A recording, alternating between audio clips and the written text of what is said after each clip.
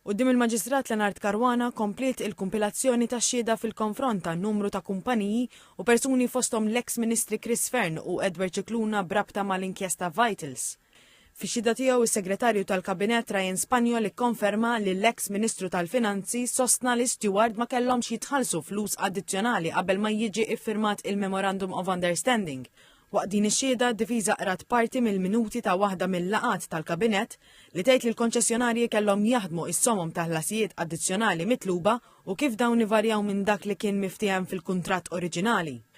Fuq il-pedana tax-xhieda xed ukoll id-Direttur Ġenerali responsabbli mill-affarijiet baġitarji Mark Borch huwa spjega li fl-2019 meta Stewart Healthcare kienet se tieħu fida l-konċessjoni, id-deċiżjoni kienet li tiġi allokata għal dak li kien iddikjarat biss fil-kuntratt u kull reviżjoni l fuq kellha tkun suġġetta għal kuntratt ġdid.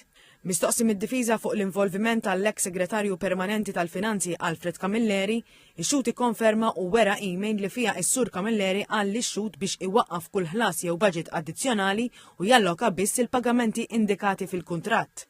Spikat ukoll ix-xhieda ta' Lucien Paceros, awditur u partner fil-kumpanija PwC. Qalet li l-irwol tagħha kien ta' risk manager li jikkonsisti fi skrutinju tal-kumpaniji li tefgħu l-offerti. Qalet ukoll li aktar tard PwC għenu fil-proċess ta' sejħa għal proposti li kienet tikkonsisti fi pjani ta' negozjar, studji ekonomiċi u proċeduri oħra.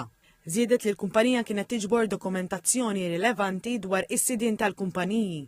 Fit-tmiem ix-xhieda tagħha hija ppreżentat dokumenti li jindikaw l-għajnuna li PwC tat lil Vitals Global Healthcare u Stewart filwaqt li qalet li s-servizzi twaffqu fi frar tal-2023.